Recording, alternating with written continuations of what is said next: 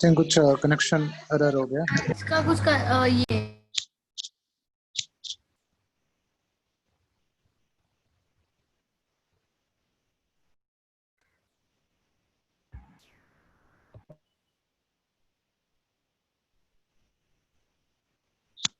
Yeah. Are you able to see the screen? No, so it's still showing that you're yet to start screen sharing. It's showing that you started screen Okay. sharing, but it's not showing.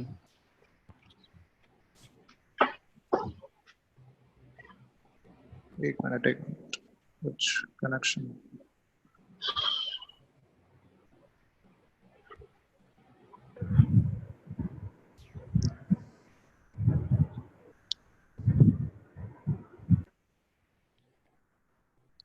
अभी भी नहीं, अभी दिख रहा है क्या? नहीं sir, अभी भी वही दिखा रहा है।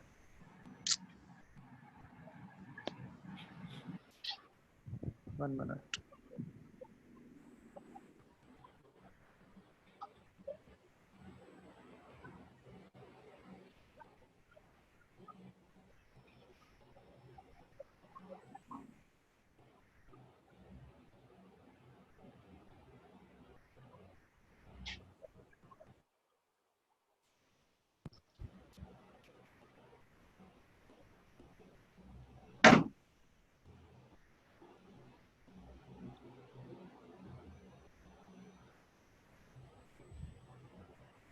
अभी दिख रहा है क्या?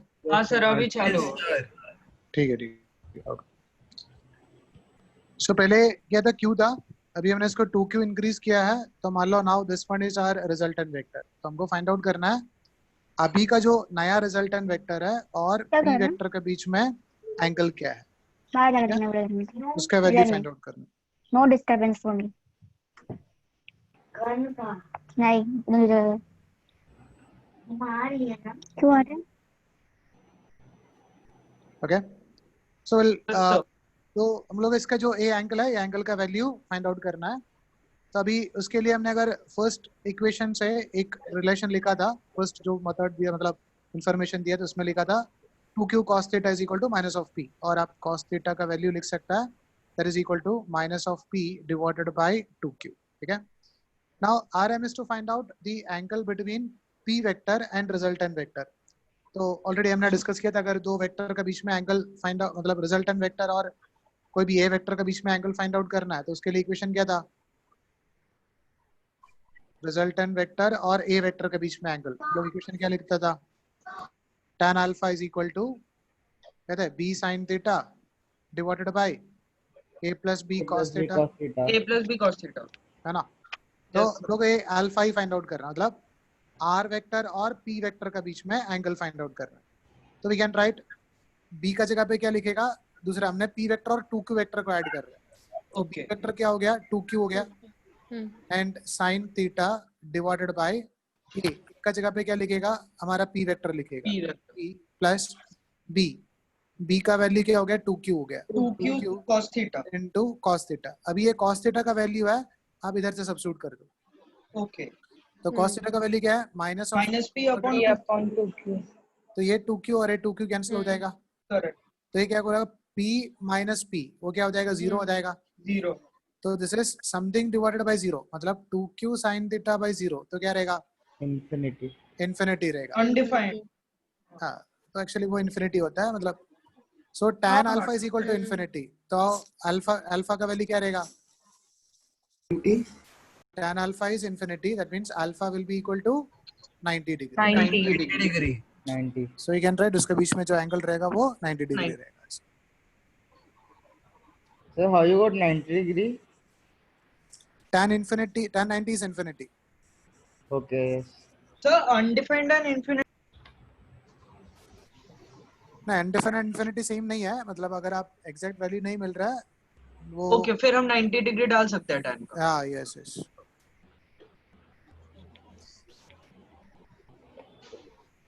और बोलो sir I have one doubt, बोलो ना। सर लास्ट क्लास में आपने जो हमको tan बीटा का भी फॉर्मूला दिया था, सर वो हमको कौन से केस में अप्लाई करना है? वो अप्लाई नहीं करना, आप tan अल्फा का ही वैल्यू लिख लो। Okay. बोलो बोलो, और कुछ क्वेश्चन डाउट है? So 20th song. Class 20th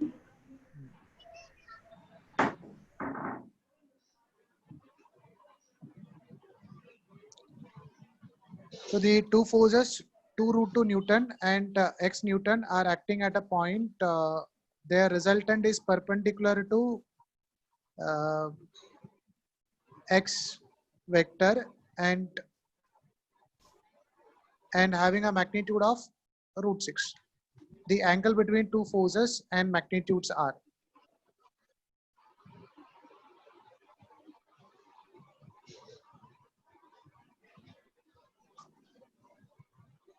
से क्वेश्चन में क्या दिया है? Two forces, 2 root 2 and x Newton are acting at a point and their resultant is perpendicular.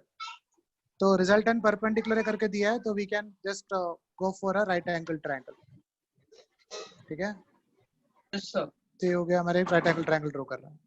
Two forces, 2 root 2 and acting at a point and their resultant is perpendicular to x. And तो ये हो गया हमारा x into n Newton वाला force. ठीक है, तो ये हमारा एक वेक्टर हो गया. And this vector plus this vector, ये अगर हम लोग ऐड कर रहा है तो दूसरा वेक्टर क्या था? 2 root 2 वेक्टर था. तो if you are adding it, we are going to get a resultant vector perpendicular to this vector x vector and having a magnitude of root 6 newton. समझा? तो root 2 vector and x vector add करके root 6 vector मिला है. तो जो भी resultant vector मिलेगा उसका जो डायरेक्शन है that will be in the opposite order of these two vectors. तो we can write this will be the direction of resultant vector. ये समझ में आया कैसे ड्रॉ किया है? हाँ सर, समझ में आया. The angle between the two forces and magnitude of x. तो हमको फाइंड आउट करना है magnitude of x क्या है और एंगल बिटवीन them क्या है. तो अगर मैग्नीट्यूड फाइंड आउट करना है तो हम लोग पाइथागोरस थ्योरम से फाइंड आउट कर सकता है.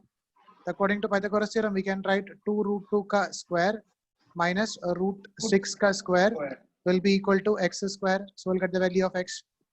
तो क्या आएगा? It is 4 minus 4 into 2 that is 8. 8 minus 6 is equal to x square. तो x का वैल्यू क्या आएगा? root 2 आएगा. ये समझ में आया? अभी फाइंड आउट करना है angle between two forces and angle between two forces. तो ये दोनों वेक्टर का बीच में, ये दोनों फोर्सेस का बीच में angle, is it the angle between them? Oh sir. नहीं है, because angle between two vector is angle between them when their tails are connected together और when their heads are connected together. तो this is not the angle between them. तो आप देख सकते हैं कि दिस विल, अगर हमने इसको एक्सटेंड करेगा तो दोनों का टेल अगर एक साथ कनेक्ट करेगा तो this one is the angle between the vectors. तो हमको ये एंगल फाइंड आउट करना है. ऑलराइट, फर्स्ट हम लोग ये एंगल फाइंड आउट कर दे. मान लो मैंने इसको अल्फा कंसीडर कर लिया, तो बोलो अल्फा के लिए इक्वेशन क्या है? So tan alpha is equal to b sin theta upon a plus b cos theta. नहीं, ये जो ट्रायंगल है ना बेटा, ये ट्रायंगल से हम लोग अल्फा का वैल्यू निकाल सकते हैं ना. तब साइन कॉस कोई भी आप लिखो चलेगा. अगर मैंने साइन अल्फा लिख रहा हूँ तो क्या रहेगा? Opposite side divided by hypotenuse, right? So we can write this will be equal to, आप इसको √3/2 लिख सकता है. तो अल्फा का वैल्यू क्या आएगा? 60 डिग्री आएगा. Sine 60 is √3/2. 60 degree, yes. तो ये 60 डिग्री है, तो ये क्या रहेगा? 180 माइनस 60 आएगा ना, 120 डिग्री. 120.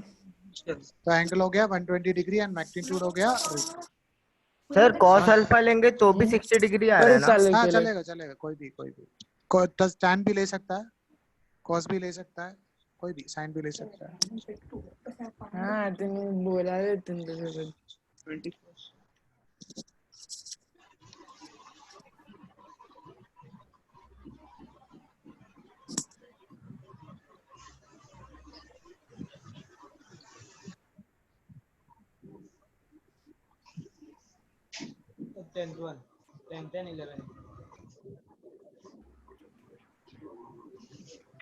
और बोलो. 21. Sir 21.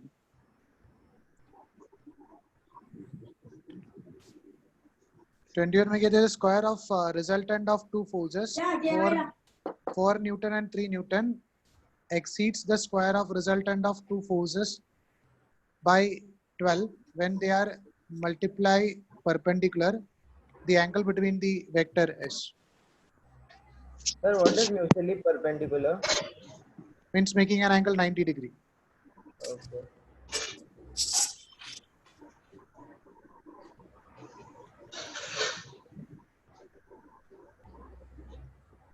Over here it is meant that the square of resultant of two forces 4 Newton and 3 Newton. So assume that we are having a vector of magnitude 4 and another vector of magnitude 3, and angle between them is theta. Exceeds square of resultant of two forces by 12 when they are mutually perpendicular. तो अगर मान लो if these two are mutually perpendicular तो हमको एक resultant मिलेगा. मान लो 3 और 4 अगर mutually perpendicular है तो resultant क्या मिलेगा? 5 मिलेगा. 5.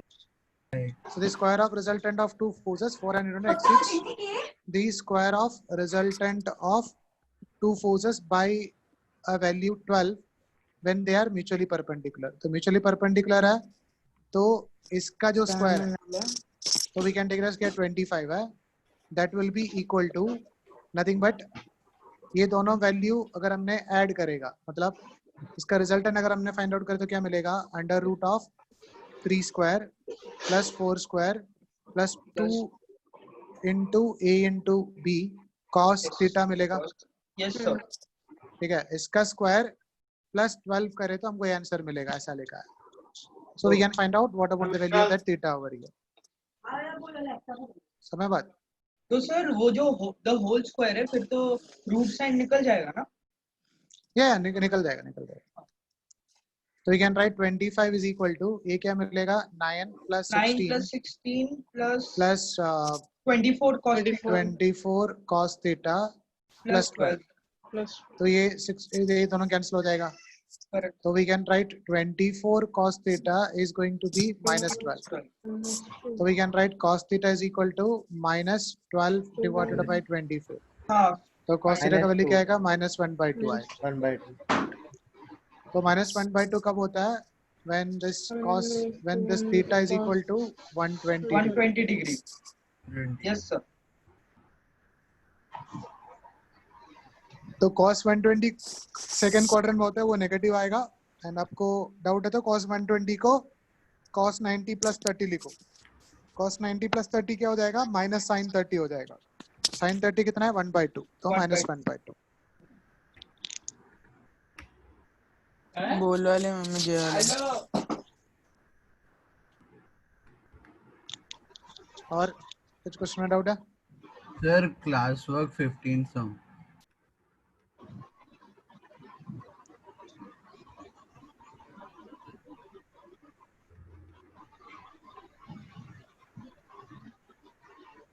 Here it is given that a parallelogram is formed with A, B as sides. Let D1, D be the diagonals of parallelogram. Then A square plus B square is equal to. तो वो question का meaning है अगर हमने एक parallelogram consider कर रहा है तो उसका साइड्स है A and B. Okay. So let's say one side of this one is represented by A vector and other side of this one is represented by B vector. तो ये vector और B vector लेके हमने एक parallelogram construct किया. तो ये क्या मिलेगा? This will give the value of A plus B. A plus B. तो ये D1 वेक्टर होगा मतलब एक डायगोनल है. That will give the value of A vector plus B vector. And दूसरा जो डायगोनल है वो क्या देगा? A minus B. A minus B का वैल्यू देगा. तो we can write this D2 vector is nothing but A vector minus B vector. अभी क्वेश्चन में क्या दिया है? A square plus B square is equal to. तो आप देखते हैं ये D1 और D2 और इसमें क्या रिलेशन है. तो अगर मैंने D1 वेक्टर को लिखेगा तो D1 can be written as जो D1 का जो मैग्नीट्यूड है उसको हम लोग ऐसा लिख सकता है D1 is equal to under root of इसका magnitude of A plus B क्या रहेगा? A square plus B square plus 2AB रहेगा. ये समझ में आया? ऐसा D2 स्क्वायर करेगा तो क्या मिलेगा? A माइनस बी का square that is a square plus b square minus 2ab मिलेगा, sorry minus 2ab cos theta, there b cos theta, theta is angle between them, right. अभी काम करें, दोनों वेक्टर को ऐड, दोनों सिचुएशन को add कर दो, इक्वेशन नंबर 1 और 2 को ऐड कर दो, तो क्या मिलेगा, d1 square plus d2 square is equal to 2 times of a square plus b square मिलेगा। So we can write this a square plus b square is equal to d1 square plus d2 square by 2 आ जाएगा, समझा।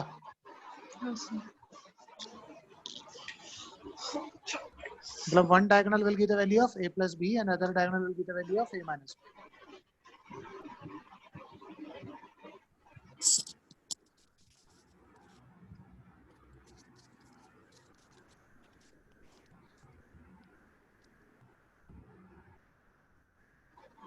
Sir, 13th one. 1-3. Yeah.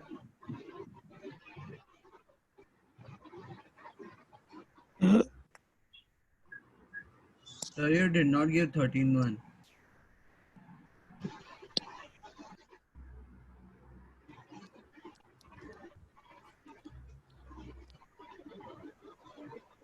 Yeah, that we'll discuss. इसका और थोड़ा आगे पढ़ाएंगे, फिर हम डिस्कस करेंगे। और बोलो।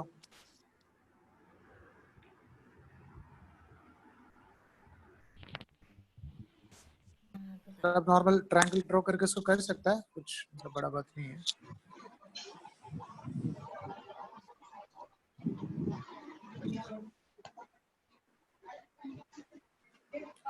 इसमें क्या दिया, P Q R, P is equal to Q is equal to R and P plus Q is equal to are.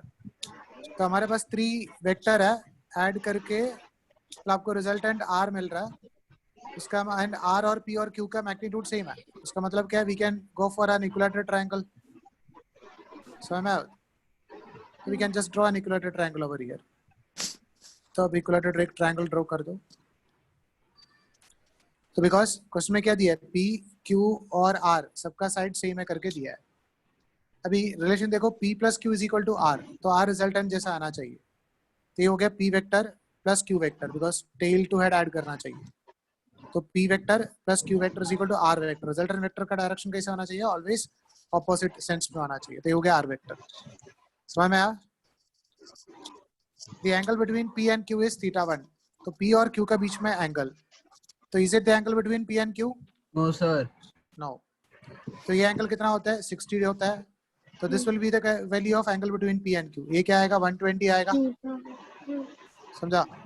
So we can write the value of this θ1 is nothing but 120 degree. If P plus Q plus R is equal to 0, मतलब अगर हमने 3 vector को add करके अगर 0 मिलेगा तो हम लोग उसको वैसे रिप्रेजेंटेशन करेगा, P plus Q plus R is equal to 0।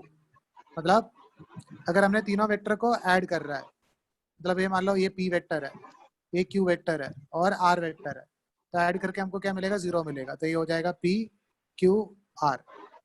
If P plus Q plus R is equal to 0, then angle between P and R is, तो फाइंड आउट करना है P और R के बीच में एंगल क्या है। तो we can observe that P vector और R वेक्टर का बीच में एंगल क्या रहेगा, ये होगा ना, एंगल बिटवीन 120 रहेगा। तो θ1 का वैल्यू कितना था, 120 था। θ2 का भी वैल्यू क्या है, 120 है। समझ में आया बात। Sir, how did you get 120 degree? Equilateral triangle है ना बेटा, तो 60 पे आता है ना। Okay. Sir, thank can you. you explain this again? हमारे पास 3 वेक्टर है, वो सब तीनों वेक्टर का मैग्नीट्यूड सेम है, तो उसको हम लोग ऐड करेगा तो ट्रायंगल मेथड में ऐड करेगा तो इक्विलैटरल ट्रायंगल मिलेगा ना। वो समझ में आएगी नहीं। तो पहले क्या दिया था, P vector plus Q vector is equal to R vector. तो डायग्राम कैसे आएगा, P plus Q is equal to R, तो R का डायरेक्शन इसका ऑपोजिट में होना चाहिए, ऐसा। समझा। Yes, sir. Then they are asking what about the angle between this P and Q? ना उसमें पूछा है, then the angle between P and Q is θ1। तो P और Q के बीच में एंगल था θ1। तो this is the angle between P vector and Q vector. तो इक्विलेटरल ट्रायंगल है, सब 60 आ जाएगा ना, तो 120 होगा. अच्छा मतलब सर वो टेल से जॉइंट होना चाहिए एंगल के लिए. हाँ, angle between two vectors, angle between them when their tails are connected together. Okay sir. First time सुन रहा ना? नहीं सर. नेक्स्ट वन लिखा है P पहले तो plus Q बताया plus था. R is equal to 0. P plus Q plus R is equal to 0. मतलब अगर आप तीनों का ऐड करके आपको 0 मिलेगा. वो कब मिलेगा? अगर आप एक पॉइंट से स्टार्ट किया वापस वो पॉइंट में आएगा तभी तो 0 मिलेगा. मतलब P plus Q plus R is equal to 0. तो P और R के बीच में एंगल पूछा है, तो R को आप एक्सटेंड कर दो, तो we can write this will be equal to 120 degree. ठीक है, बिकॉज ये 60 है. Angle between vector is angle between them when their tails are connected together or heads are connected together. Got it? Yes sir. और बोलो. Sir 18th one.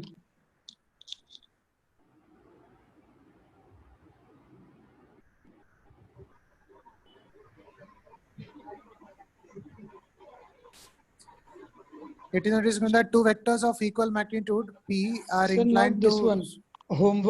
Homework session 18th.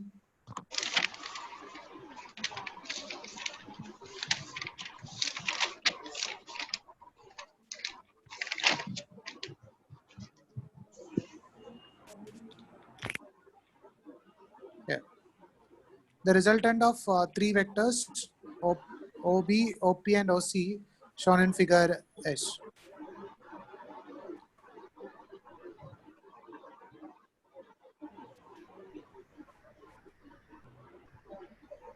तो हमने OB vector, OC vector और OA vector को add करना है. तो पहले काम करते हैं, हमने OA वेक्टर और OC वेक्टर को ऐड करते हैं. तो अब देखो OA वेक्टर है वो इस तरफ है और OC वेक्टर इस तरफ है, उसका मैग्नीट्यूड रहेगा R and OA वेक्टर इस तरफ है, उसका भी रहेगा R. So if you are adding these two, we'll get this one is our resultant vector and according to Pythagoras theorem इसका वैल्यू क्या आएगा? √2 into R आएगा. एंड वो ये 90 डिग्री पे था तो सेम मैग्नीट्यूड है तो एग्जैक्टली एंगल क्या रहेगा? 45 डिग्री रहेगा. 45 रहेगा. तो इसका डायरेक्शन और इसका डायरेक्शन सेम है. अभी हम लोग ये दोनों को ऐड करते हैं. So two vectors are in the same direction. एक वेक्टर है R, दूसरा वेक्टर है √2R. तो दोनों ऐड करें तो क्या मिलेगा? R को कॉमन ले लो तो √2 + 1 मिलेगा. +2 + R मतलब थर्ड वाला ऑप्शन. Okay sir. और कुछ में डाउट है? No sir. सर होमवर्क बोलो बेटा. 1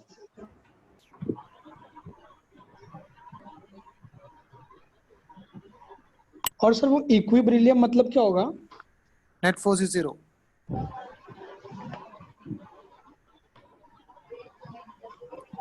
ninth one. Yes sir. 9th one दिया था क्या होमवर्क में?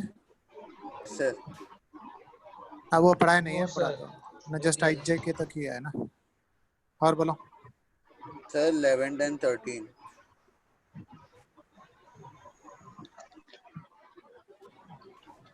कौन सा? 11. Yes sir.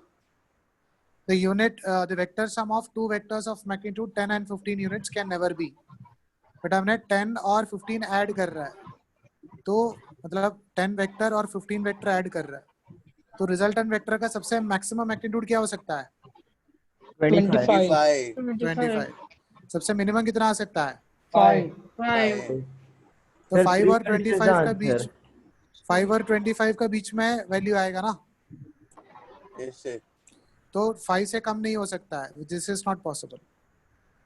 Yes sir. बाकी सब पॉसिबल है. मतलब 5 और 25 के बीच में आना चाहिए. Okay sir. 5 से कम भी नहीं हो सकता है, 25 से ज्यादा भी नहीं हो सकता. और सर 13th one.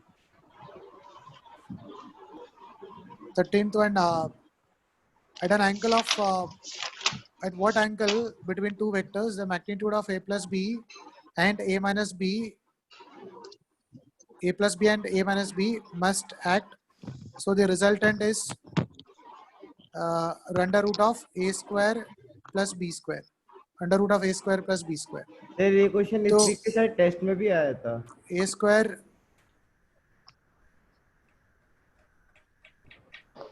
आप कौन सा टेस्ट लिख रहे हो? सर अभी ये जो संडे को हुआ ना टेस्ट. आप कैसे लिख रहे हो टेस्ट? सर आप कौन सा बैच में? बैच 1 में कि बैच 2 में है? बैच 1 में था, फिर बैच 2 में आ गया. विजय सर बोले कि वो टेस्ट दो, तो मैं दे दिया. Okay. At what angle the two vectors magnitude of a plus b and a minus b must act so that resultant is under root of a square plus b square. तो ये दोनों add करके हमको जो resultant मिलेगा वो a square plus b square मिलना चाहिए. ठीक है. तो they are asking what about the value of angle between them. तो we can just consider that एक वेक्टर है a plus b और एक वेक्टर है a minus b. तो angle between a plus b and a minus b है, उसको आप थीटा मान लो.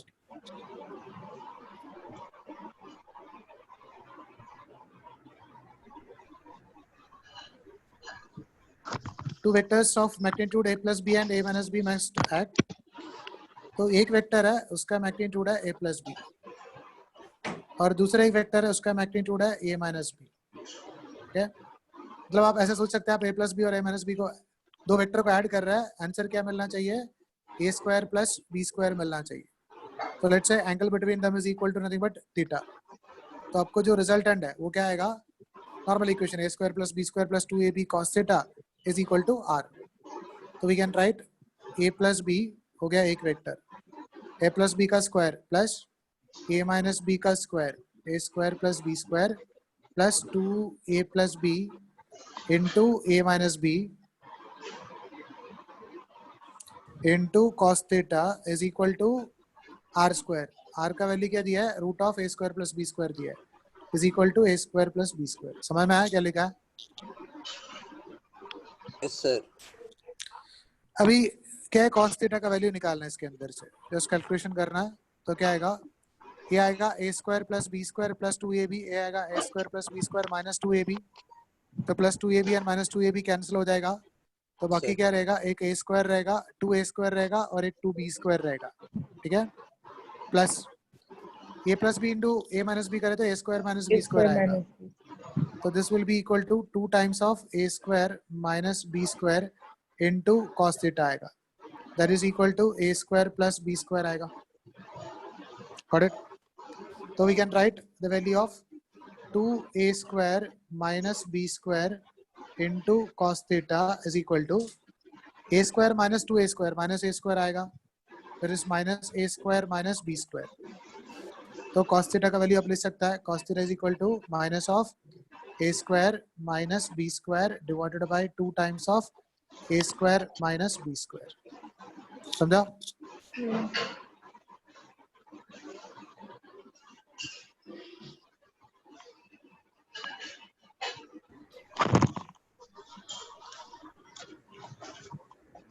और बोलो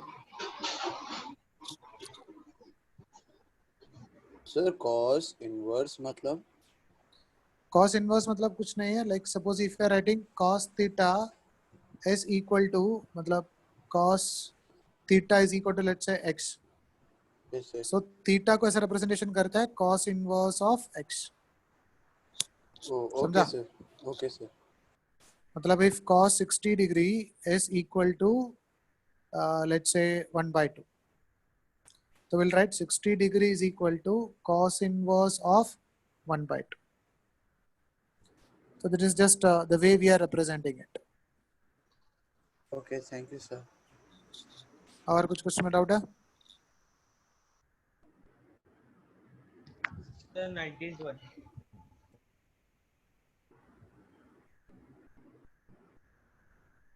This one. Yes sir. Yes sir. At what angle should two forces P and 2P and root 2P act so that resultant force is P into root 10? तो हमारे पास एक vector है, वो वेक्टर का मैग्नीट्यूड है दैट इज 2P.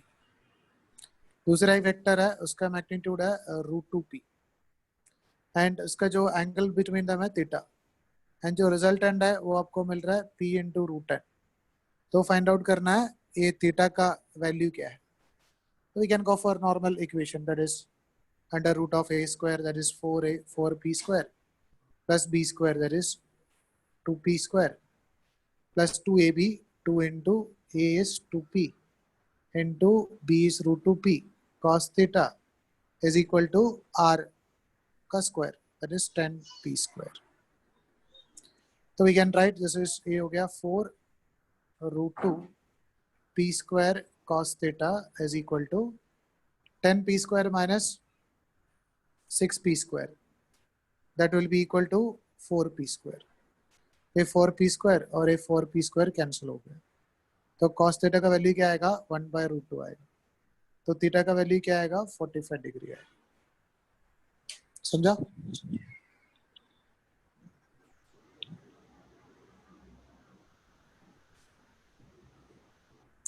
और कुछ कुछ डाउट है?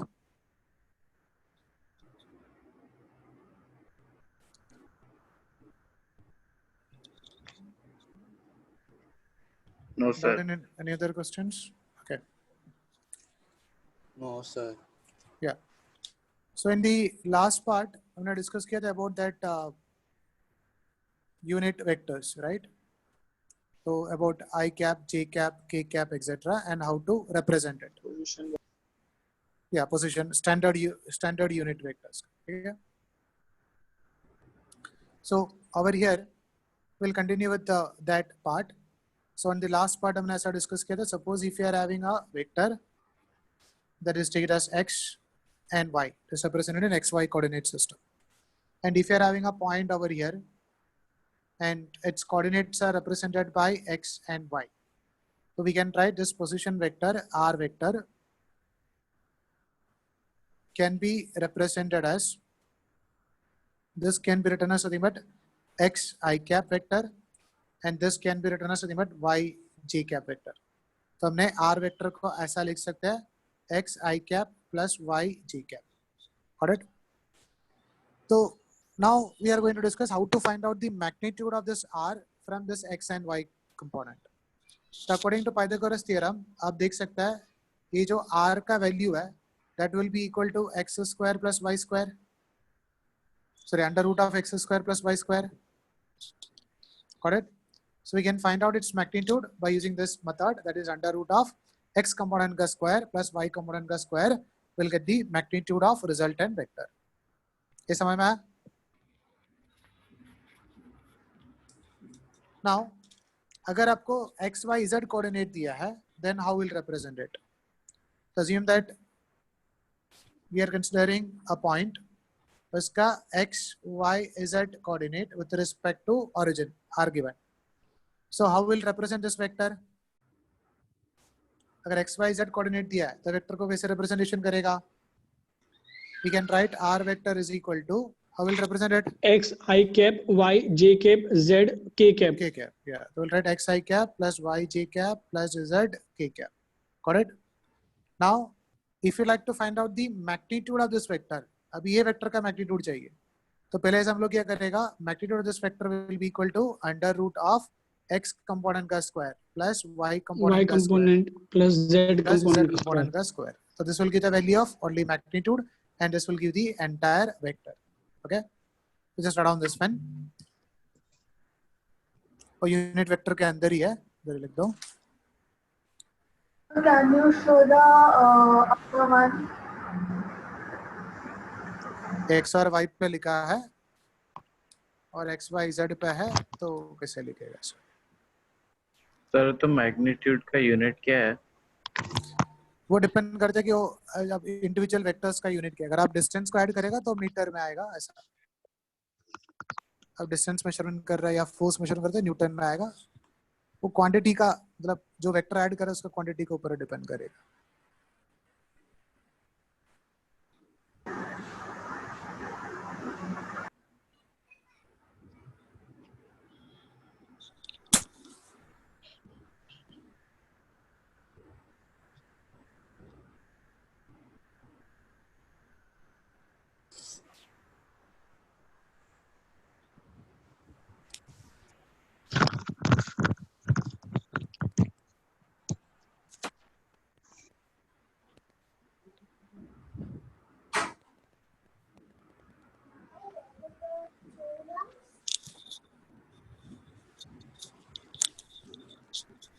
Okay बेटा? Yes, sir. Yes, sir. So we'll take an example. Like suppose if you are a coordinate of a vector point is given. Let's say a point है, उसका coordinate दिया है 1, 2 and 3. So Rm is to represent the position vector and we need to find out the magnitude of this. तो आपको अगर position vector का representation करना है, तो we can write this R vector is equal to x component is 1, so we can write as 1 I cap plus 1 I cap plus 2 J 2 cap. J cap plus 3 K plus cap. 3 K cap. Now if you like to find out the magnitude of this vector, अगर ये vector का magnitude चाहिए, we'll go for under root of x 1 component का square 1 plus 2 yeah, plus 2 9. square plus 3 square. So you can write this will be equal to under root of 1 plus 4 plus 9. Or you can write this will be equal to root of 14. 14. Got it? So कोई भी vector को x, y, z coordinate में representation किया है, तो we can find out its magnitude by using this method. Write down this one.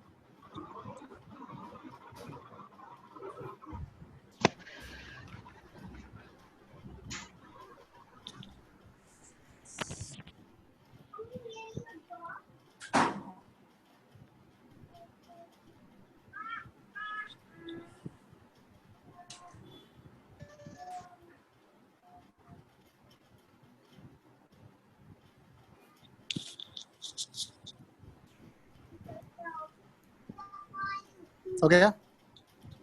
Yes, sir. Yes, sir. Yes, sir.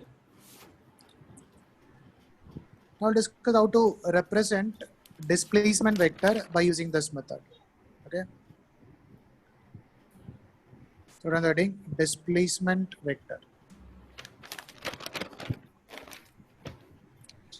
Now displacement vector का meaning है, assume that we are having a point, let's say point A, and point A का जो position vector है, that is represented by let's say RA vector. ये हो गया हमारा RA vector. And we are having another point, let's say point B. And point B का position vector है, that is represented by a vector something like this. Let's say it is RB vector. Got it? So if a particle is displaced from point A to B, so we can write this is representing our displacement vector. तो इसको हम बोलते हैं कि let's say S vector और displacement vector from A to B. ये समझ में आया क्या लिखा है? Yes, sir. Particle A to Yes, B sir. गया तो वो displacement vector हो गया. Okay? अभी find out करना है ये तीनों vector के बीच में क्या relation है? बोलो ये तीनों vector के बीच में क्या relation है? Sir, Vector addition RA rule vector का plus displacement vector plus vector is S equal to vector. RB vector. yeah, Yes, RA sir. vector plus S vector is equal S to vector is RB. equal to RB.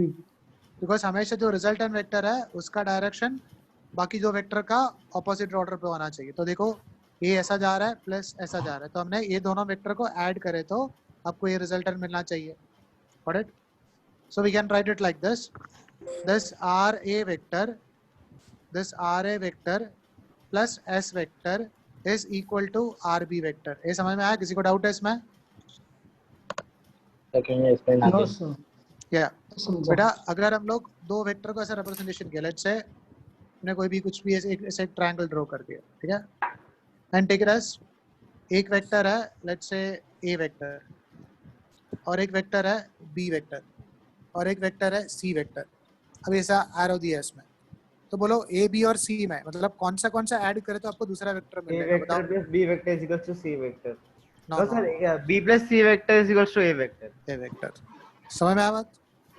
अभी आप सी और B को देखो, B plus C, because tail to head में रखा है तो मतलब अपने बी और सी को ऐड कर रहा, तो रिजल्टेंट क्या मिल रहा है? ए मिल रहा A है. vector. समझा? According to triangle of vector addition हम लोग कैसे करेगा, एक वेक्टर का टेल दूसरा वेक्टर का हेड के साथ रखेगा, तो हम लोग बी और सी को ऐड कर रहा है. समझ में आया सबको? तो we can write this B Yes, sir. Vector plus C vector is equal to nothing but A vector. Got it? Yes, sir. Sir आप इस ट्रायंगल के अगर हम लोग पैरेललोग्राम बनाएंगे तो तो अब इसका बीच में अलग हो जाएगा. तो अभी देखो हम लोग अगर दूसरा एग्जांपल ले रहे हैं, let's say this is A vector, this is B vector and this is C vector. तो लेट्स से ए वेक्टर ऐसा है और बी वेक्टर ऐसा है और सी वेक्टर ऐसा है। A vector तो plus बोलो C vector is equals C to B vector vector. equals to B vector. या तो अब देखो कौन सा वेक्टर को सेम ऑर्डर पे हम लोग ले रहे हैं। We can observe that A and C are taken in the same order and B is in the opposite order. So we can write B is the resultant. So we can write this B vector is equal to A vector plus C vector. समझ में आया? Yes, sir. So by using the same technique, आप देखो कौन सा vector हमने same order पे add कर रहा है। We can observe that this RA vector and S vector are taken in the same order and RB vector is in the opposite order. So we can write RA vector plus S vector is equal to RB vector. समझ में आया? Yes. sir. And RM is to represent this displacement vector. तो आप displacement vector को लिख सकता है that is equal to RB vector minus RA vector. Got it? अभी मान लो ये जो पॉइंट A और B का कोऑर्डिनेट्स दिया है। लेट्स से पॉइंट A का कोऑर्डिनेट दिया है x1, y1, z1 and point B का कोऑर्डिनेट दिया है x2, y2 एंड z2। तो वी कैन राइट ये जो आर ए वेक्टर है, आर ए वेक्टर कैसे होगा? What is R A vector? R A vector को हम लोग ऐसा लिख सकता है, सर वो x2 आएगा ना B के यहाँ पे जो लिखा है। हाँ x2। तो आर ए वेक्टर क्या आएगा? x1 I cap plus y1 J cap plus z1 K cap आएगा। Yes sir.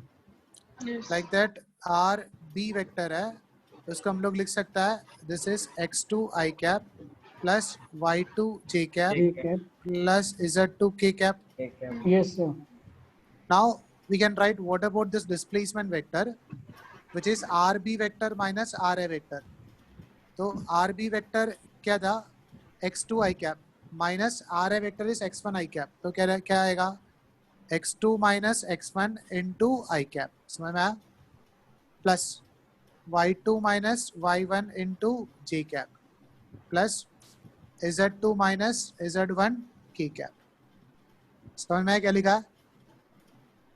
So this will give the value of our displacement vector. Now suppose our aim is to find out the magnitude of this displacement vector. मतलब इसका length चाहिए. So we can write this magnitude of this displacement vector will be equal to under root of x component का square. That is x2 minus x1 का square plus y component का square. That is y2 minus y1 का square plus z component का square. That is z2 minus z1 का square. समझ में बात? This will be the value of magnitude of displacement. ये हमने already आप लोग ने already पढ़ा होगा something like distance formula when a particle is moving from one point to another point. Yes sir. Yes, So sir. distance is nothing but magnitude of displacement. Got it? Write down this pen.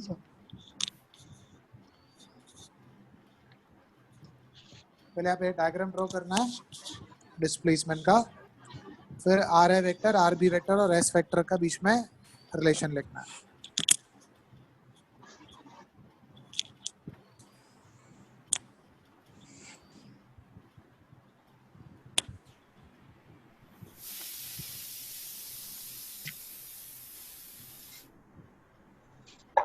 Done sir. Done, sir. Done, sir. अभी आगे का relation लिख दो।